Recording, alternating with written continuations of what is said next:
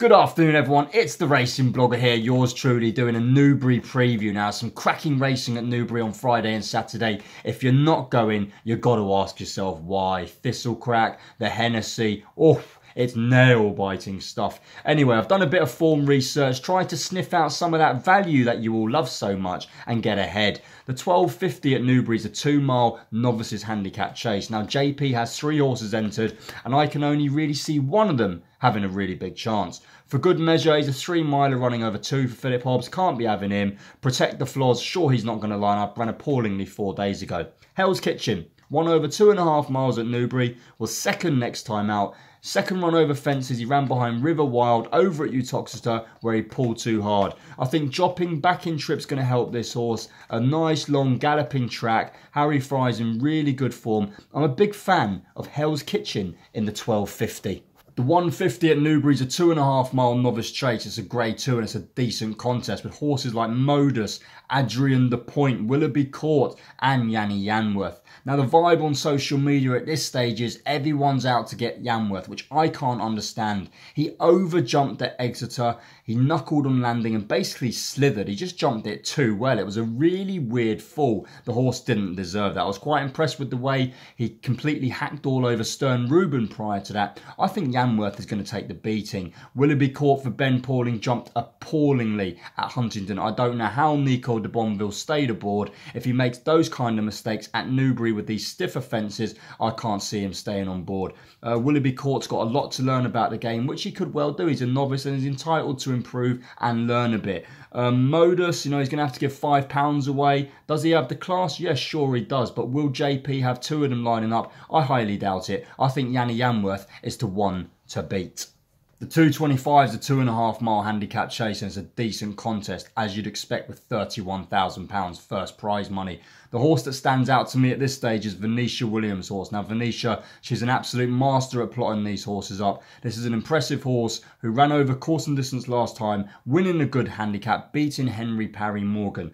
Gone up £6, only a 6-year-old, only his 4th start over fences. Venetia really is very shrewd at targeting these races. I think Willie Boy has all the right credentials to give us a big spin for our money in the 225. Now, the 3 o'clock really is the highlight for a jumps fan. It's the Ladbrokes long distance hurdle, and boy oh boy do we have a real race on our hands here.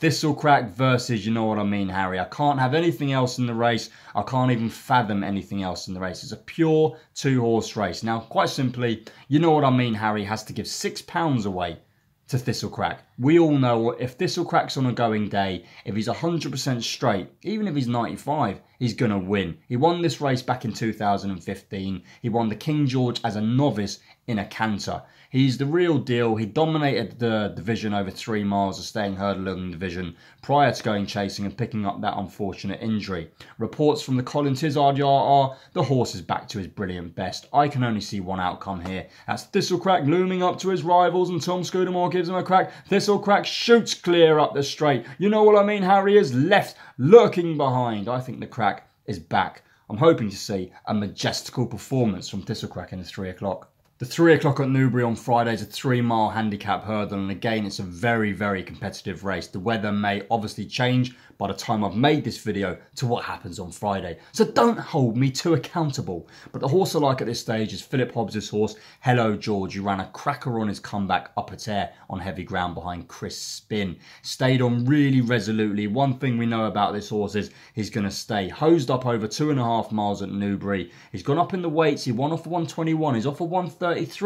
But this horse looks very progressive, and it really was a lovely comeback run by Philip Hobbs' horse. I'm going for Hello George in the 3:35 at Newbury. Moving on to Saturday.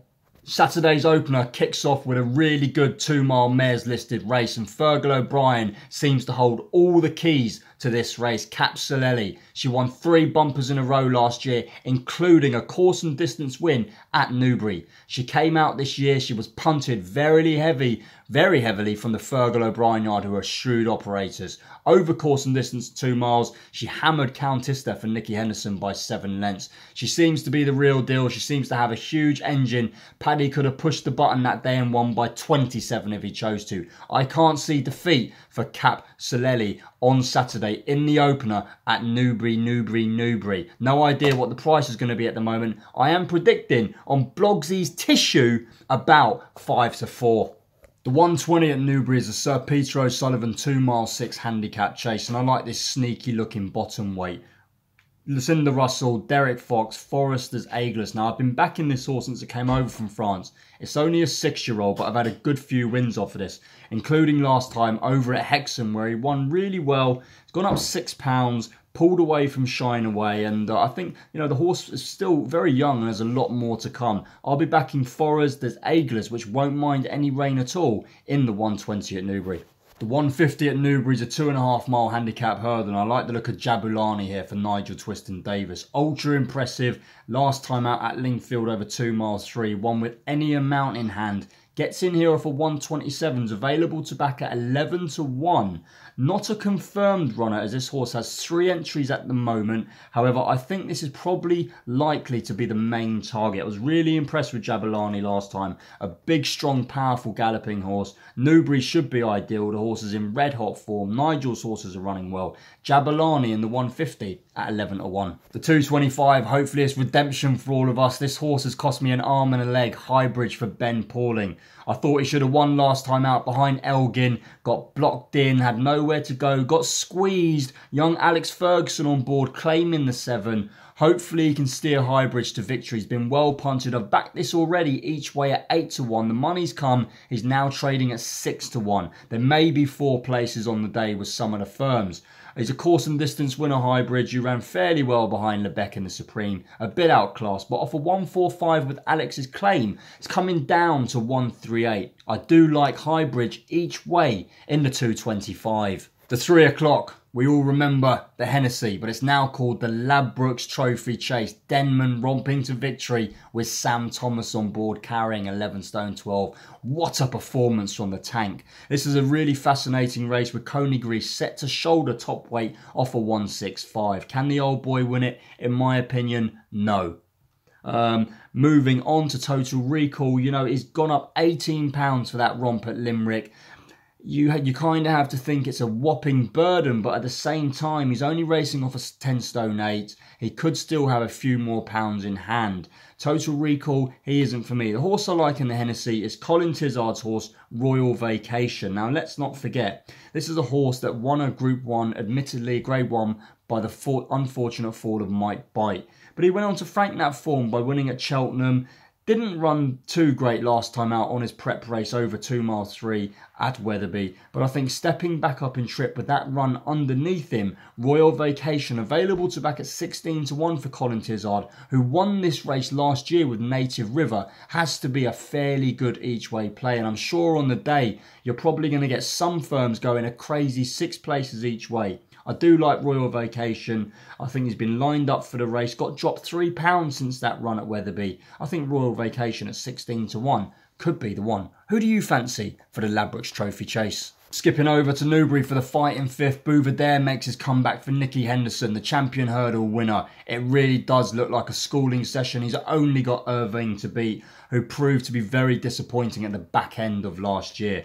Bouvardere won his last 5 races in a row, 6 races in a row. He's getting better and better. Soft ground holds, no fears for him. Nicky's horses are running well. Currently 11 to 4 on. Would you back him at that price? I probably would. Bouvardere looks a steering job. Skipping over to Ireland, we've got some Group 1 action going on, and the 1 o'clock, the Bar 1 Royal Bond Novice Hurdle. Bit of a mouthful there. But this Megalani Calm for Gordon Elliott. I was at Sandown the day this won, watching it on the big screens, and he absolutely hosed up, hammering Stratham for Willie Mullins. I think if he reproduces that form, Megalani Khan will probably win.